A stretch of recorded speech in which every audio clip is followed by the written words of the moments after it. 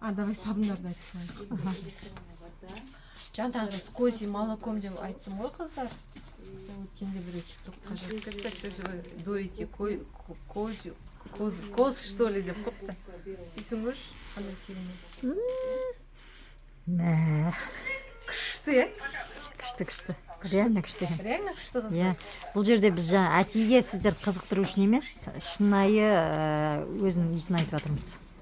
Міне бұл да бағана бет күтіміне арналған, көрдіңдер ме? Пена істейсіздер да, мынау сабынмен Ішіне салып. Иә, сөйтіп осымен жуынасыздар. Мына сабынны жаңағы сыртынан осылай. Тоже иісі керемет енді. Бұл міне. Қараңдаршы. Бұл не бұл? Жаңағы мынау сабын ғой. Тоже козье молоко дегеннен ба? Жоқ, козье молоко емес, бұл басқа сабын, тоже бет күтіміне арналған. Бағана мешочекпен жусаңыздар 1300 теңге. Бұлақ ұсаққа жетеді. Бұлардың бәрін сен дәл қазір партнерский бағасын айтасың, е? Мынау кір сабын қыздар. Ішінде 2 штук мынандай. Көрші. Дейсің.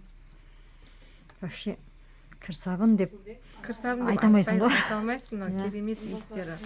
2 штугі 800 ба? Партнерский бағасы. 2 штугі 800 теңге. Қыздар, одан кейін қараңыздар, бұл антибактериальный іш киімге арналған деп қойған. Енді оларда сондай шығар, енді біз бір кір сабынмен бәрін жуа береміз. Мына жерде китайский иероглифтері бар. Бұдан шошымаңыздар, наоборот, бұл өте күшті нәрсе. Өйткені, значит, бұл нәрсе олардың ішкі нарығына шығарылатын нәрсе. Ал олар ішкі нарыққа сапасы төмен нәрсеге шығармайды. Олар ішкі нарыққа, оларда өте тексерулер өте көп. Біздікінде емес, Қазақстандықында бәке сәке деген болмайтын. Сәке бәке сразу басын шабады десе. Иә, ол жақта бәрі строго. Бүкіл біздің сертификаттар бар, бізде GMP, ISO, халал, международный сертификаттар бар. Әр кірген затқа бізде сертификат бар. Компания официально юридически зарегистрирована в Республике Казахстан. Как налогоплательщик, то есть полностью ол жағы тап-таза.